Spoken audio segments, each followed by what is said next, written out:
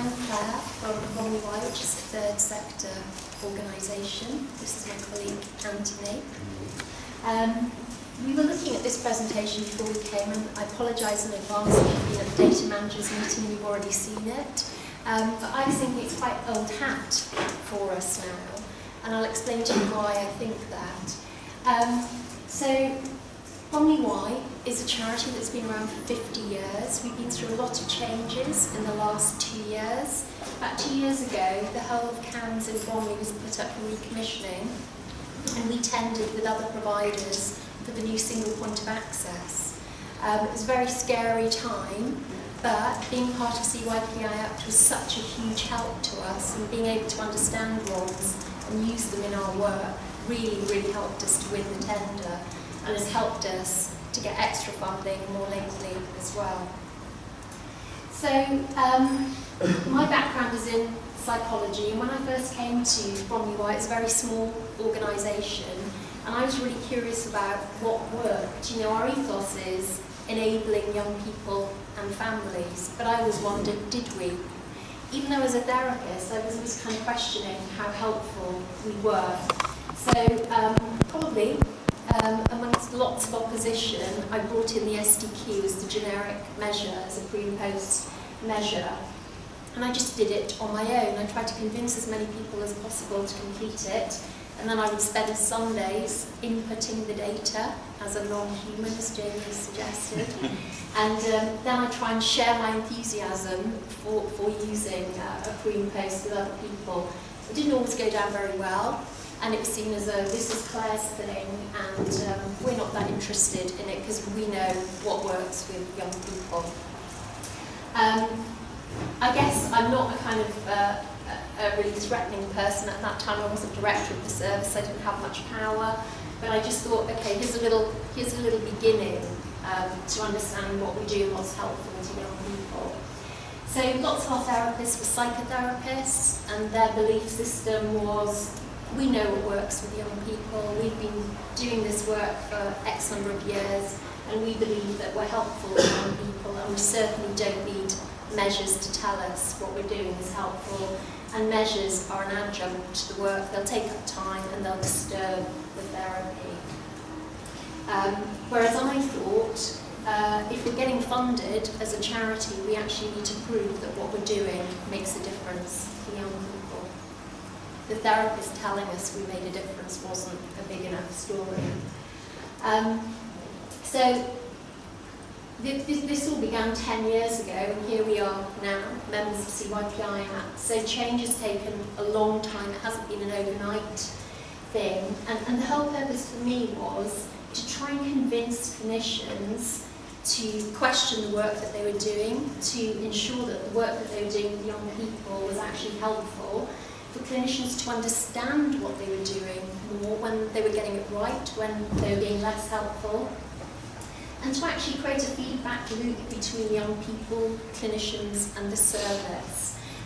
What could the ROMs tell us about the work that we were doing? What could the young people tell us about their satisfaction about the service they were getting? And how could that inform the practice that we were offering and the service that we were running? So we became part of CYPI Act 3 years ago, and as a third sector organisation, we were really enthusiastic. We were beginning disciples of CYPI Act, and you know, I've been curious about that when I've heard people complaining about being part of the CYPI Act process. And I think for us, in an environment where there's very little money for training, it was seen as a really exciting opportunity to include staff in this process. So from the beginning, there were a few of us in the service that were embracing CYPI Act, and the hopes of being part of the process was that it would accelerate this feedback loop, it would embed ROMs as usual practice, we'd be able to integrate ROMs into clinical practice, and now ROMs are now used in 100% of cases. And it sounds easy when you look at it like that. It certainly wasn't an easy journey, and we're still on it, but certain things have happened that have helped us. So we became part of CYPI Act. Lots of people were in opposition to us becoming part of CYPI Act. 2 weren't. And then we began the tendering process about a year after that, and we got to the point where our funding was running out. We were never kind of fully funded anyway for the work that we were doing. I had to make 9 people redundant. At one point, the whole staff team was going to be made redundant. It was an incredibly stressful period of time. And then we won the tender, and partly why we won the tender was that we were able to talk about using evidence-based practice with young people, and we could talk about our experience of using ROMs and participation in our work. I'm sure that did influence the outcome. And interestingly, what happened, and I guess it was helpful for the organisation, but it was also very emotionally distressing for the organisation as well, that the people who did not want to be part of the new service, where we were embracing a much more evidence-based approach, left the service. So I was then left with a team that I hoped were going to embrace these new ideas, and they have.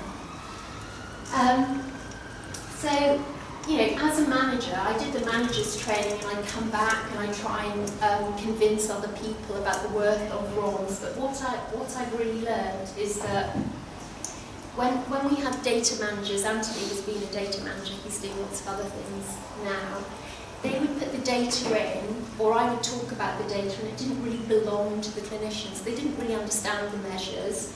It was separate from their clinical work, and they were just being given the outcome information rather than understanding the whole process. So we were curious about, you know, you have the ROMs, you have your pre and post, you have your young person's experience of the service, and we were interested in, does the narrative that the young people have about the service fit with their outcomes on the ROMs, or is there a mismatch? Because obviously ROMs are just one picture, and we wanted to kind of say that they could both be helpful and help clinicians to think about that. So I began on the training, some of my colleagues began on the training, and then what started to happen, so I have a staff of 30, about 26 of them now have done a CYPI Act training, and they're all still in the service, which is amazing for us. And what that's meant is, they've gone away, they had some knowledge, they've gone away, they've done the training, then it's given a different meaning to them within their practice. As well as winning the tender, one of the things that we had to do was create a database so that we could track all the referrals coming in. So a year and a half on of running a single point of access, we're now up to 3,500 referrals, and we need to be able to track every single person that comes to our door. And we also track all of their questionnaire data. So instead of having one person go off and score all the measures, what happens now is clinicians might score the measures with the young person in the room. We still use paper, by the way, predominantly, and it seems to work for us, and we'll talk a little bit more about that. But now, supervisors will bring an iPad to supervision. We can then log into the database, we can track what's happening with that young person, we can see their measures, we can see their interim measures, you know, how they're doing on the RCAS, you know, 4 sessions down the line. What's happening with that young person? Do we need to reconsider the treatment that we're offering to them?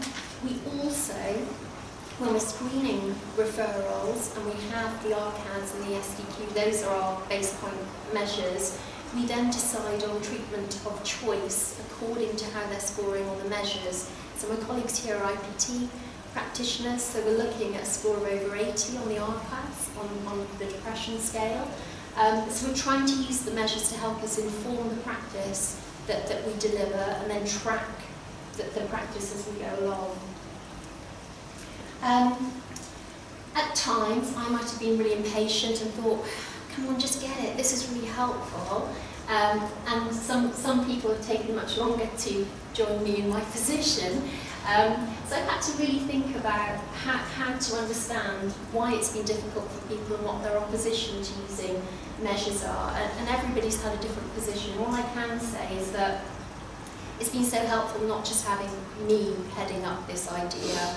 I've had Anthony, I've got 3 other assistant psychologists, and the other people who have done the training.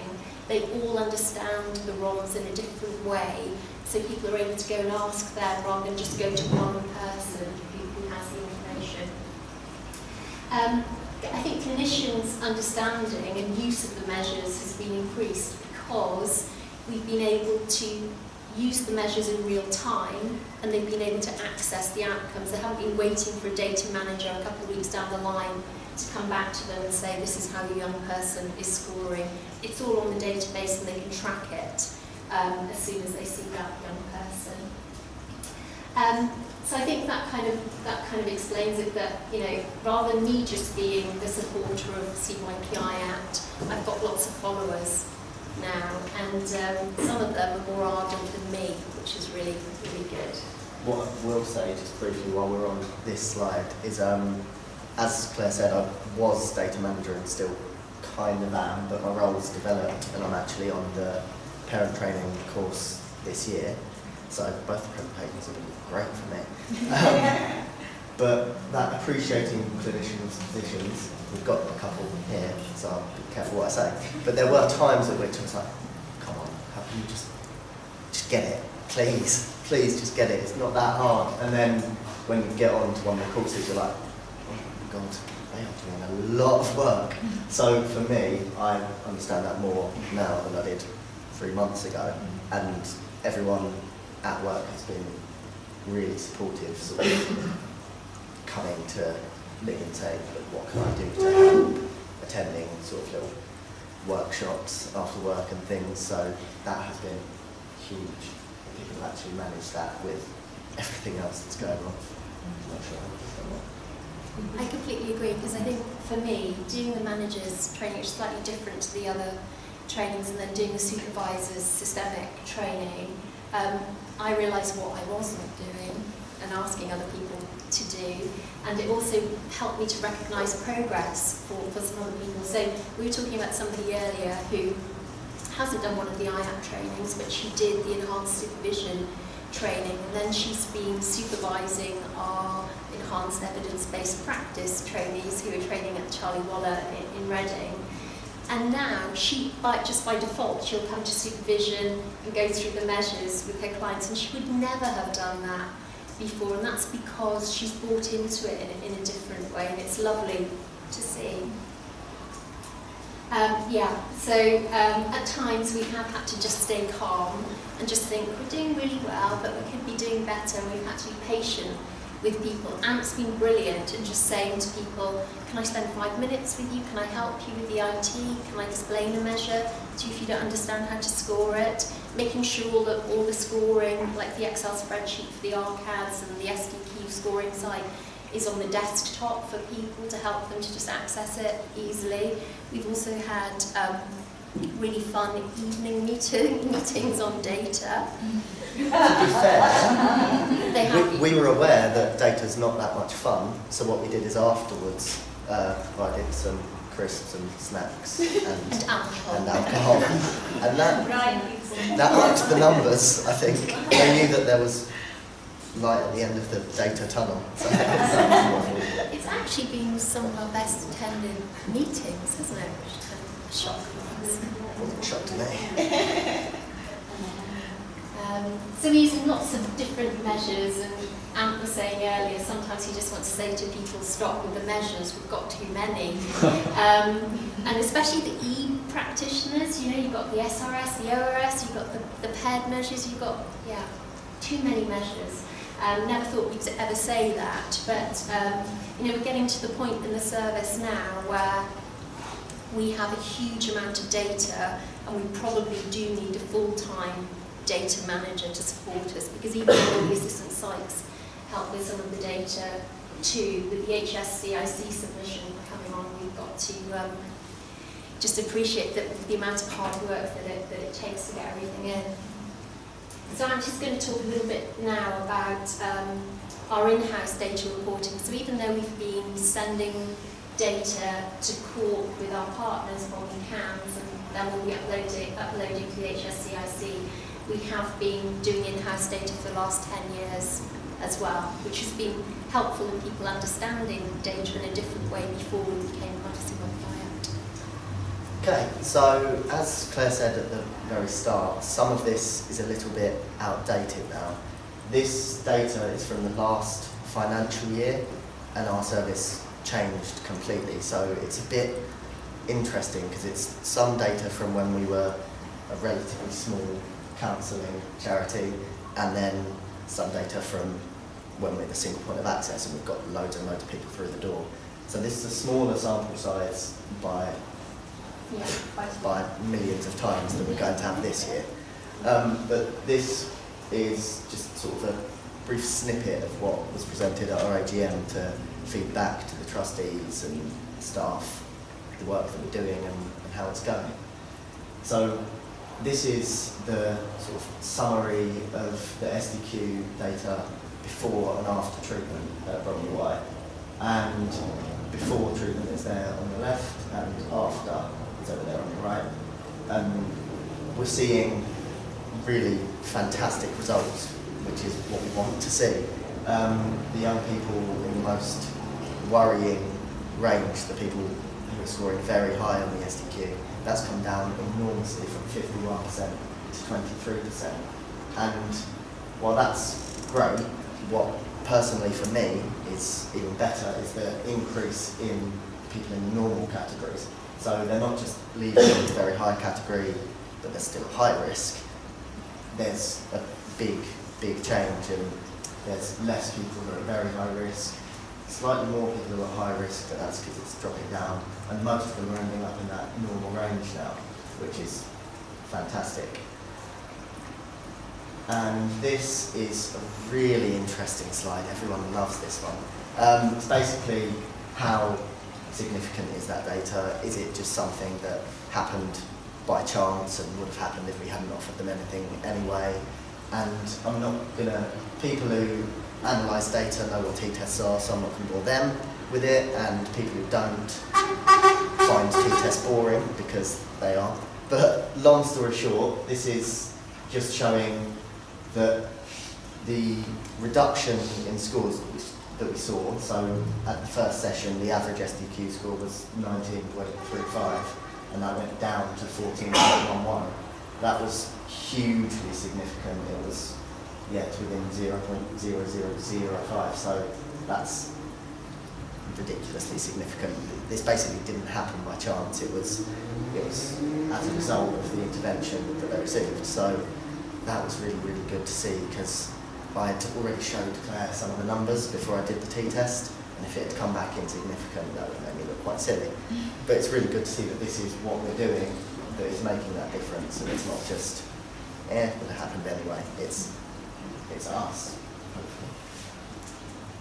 And this is just showing the change in those average scores. So as I said, it went down from 19.35, which shows that on average people were in that high risk category again, and came down to 14.1, which is the normal category. That's where we want the young people to be when they're leaving our service. We want them to be sort of ready to go out and face the world. And hopefully that's what's happening. And just at the bottom there, we were also interested in seeing if that reduction in average scores was just because some people were scoring really high and then going straight down to the bottom, or if it was happening to the population on the whole. And 79% of the young people who we had paired data for, which is only 303, but that's still a significant number, reported improved scores from the first session to the last session. Obviously these are simple tests, and they tell us one story. You can do many more complex statistical tests on this data. But what's come out of this, which I'm not sure is always a good thing, is our CCG commissioner has said, wow, that's amazing. Your KPI now is to get 80% change for young people. We'll try our best, but it's just interesting that they just take the headline and that's what they're asking for now, without really considering the rest of the data and about what happens to the highest risk young people and where they're moving to. Yeah, because one of the things that really interests us is what's happening to the highest risk young people. Whereas I suppose the commissioners just want to know, yes, this service works for 79% or 80%. Well, what the commissioners are doing now, they're listening. So instead of just saying, so we're using the SDQ as a clinical cut-off to decide on where a young person sits, but I'm also trying to inform them about the ARCADs and how helpful we find the ARCADs, so that just because a young person might score in the non-clinical range on the SDQ, they might be scoring very high on the ARCADs, whereas the Commissioner might think they're going to score high on both measures, and just explaining that to them. So, as well as asking for 80% change rate, they're also interested in the experience of the service, so the narrative around that, because although we'd love to get 80%, it feels like a bit of a pressure. So, Can I just comment, because I think this is where national data becomes really helpful. So, your Commissioner, it's great for them to have ambition to get you up to 80%, but they have no idea whether that's feasible or not, because nobody does. Nobody knows what the effective change rates are in CAMS. For those of you who were at the national conference earlier in the week, Miranda Walbert shared some of the national data, which, I mean, it was analysed in a slightly different way. And what it shows is that what we've kind of known from RCTs is that not everybody gets better. Even if you're providing the best treatment in the best circumstances, a lot of kids don't get better. And what we know in real world CAMS is that we might be providing the best intervention, but it's certainly not the best context for lots of these young people. So national data allows you to compare, allows you to see what's realistic in the grand scheme of things. So, yeah. And interestingly now, because we've been delivering single point of access, some of the scores, for example, on the SDQ might be in the 30s. And we're having to see those young people for treatment because they don't fit specialist CAMS criteria. So we're working with much higher and more complex young people than we did before. And we know that that proportion of young people are much harder to help within short-term provision, so, or whether they fit psychological therapy treatment at all. Yeah. But it's nice to see a Commissioner commissioning for outcomes rather than just throughput. That's really to be commended. Got both. Yeah, well, even better. Even better. okay, so one of the other things we're really interested in as a service is we want to see the outcomes, obviously, but we want to know how true to life those outcomes are, and we always want to know how the young people have found our service. We do that in a number of ways. So we've got a young people's participation forum that meet every fortnight, and we try to get their views on anything and everything, but it's hard to analyse that information.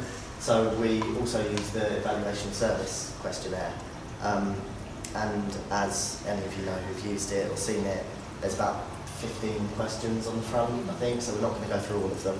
That would take a long time. But we just picked out a couple that were important to us. So this one is the question, I feel that the people here knew how to help me.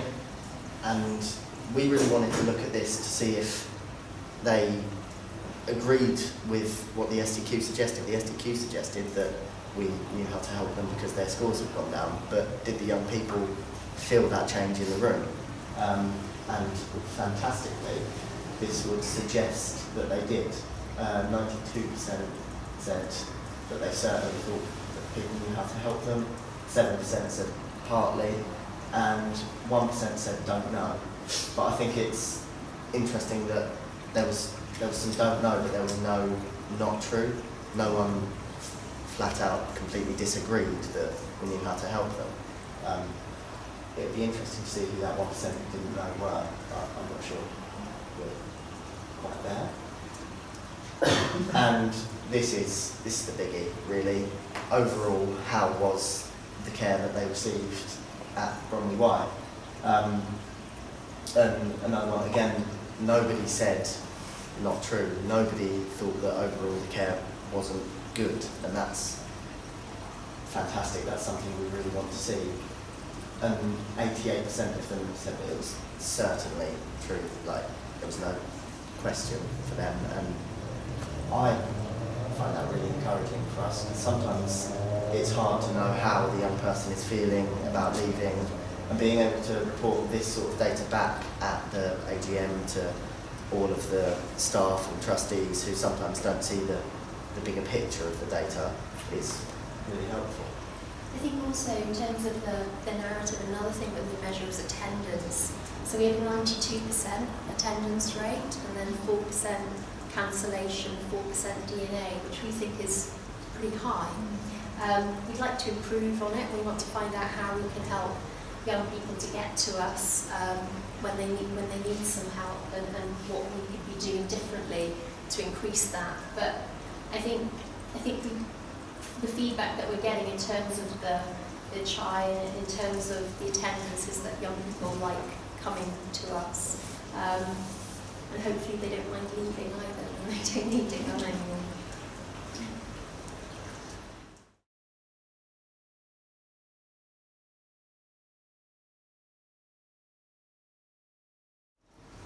So just again, I gravitated similarly to Duncan to your KPI that the Commissioner said, and you also talked about fixing DNA rate, which I'm going to talk about later, but I think the two may be connected. So the kids that don't improve, maybe the kids who are not engaging in the service, it'd be really good to dive down into that cohort of children to find out what their needs really are. Because I think it's those kids kind of like the ones who don't improve, the ones who may not engage in it, which will dig at your different DNA rates, and also dig at your outcomes, and really find bespoke systems, what we did with the conduct disorder thing here in parenting. These are the children that you need to deal differently. Yeah, I mean, we're working closely with the youth offending service because they refer directly into us, because their commissioning has changed. They no longer have an in-house therapy service, but we recognise that when young people finish their orders, they don't necessarily want to come for treatment, so we get high DNAs for that population. So we're working with them to see how we can enable young people to access us. Can we go and meet with them at the YOS and get to know their worker to help them to come to us? Can the YOS worker come with them to a session? Also, a lot of looked after children tend not to come for the first session, so we have a lot of professionals very anxious about that young person, quite a serious referral, and then we might offer 4 appointments and they don't come, they're not ready to engage, or they're finding it too hard to get to us. So I think there are things that we could do that could enable young people a little bit more than we already are, but we're recognising what populations these young people might come from. Current view is a great tool. Yeah. Because you've got the objective bits for your kids who are not improving. Yeah. It's probably where we want to start. Yeah. Usually once young people come, they continue to come. It's getting there for the first time. Any more questions? No, yes. Sorry, I can't remember this. But I was just struck by the number of staff in your service, about 35 or something, which is pretty much your average size of a typical NHS CAMS service. And I'm just wondering whether you've got, I mean, maybe that others have got ideas, but what's, in terms of how you've managed to move this on in the sort of 10 years and really rapidly over the last few years, what's the difference between how you've managed to be able to do it and why it's more difficult for some of the NHS camp services to move on? I guess I can only talk on kind of my experience being part of Bromley and witnessing what's happened in other organisations and listening to colleagues in other organisations. We don't have a hierarchical, multidisciplinary team, because sometimes I hear that maybe teams can be a little bit competitive, or there are different kind of approaches within teams. Even though we all have different trainings, we all approach the work in the same way, I would think. We work out of a house, we're in a non-clinical setting. Sounds a bit hippie, but we work as a family. And it feels like the ethos that we have about belonging to this service enables us all to maybe have the same approach. We all might approach it in a different way and in a different time frame, but we all want to be doing the best we can for young people, and we know that our funding depends on that as well.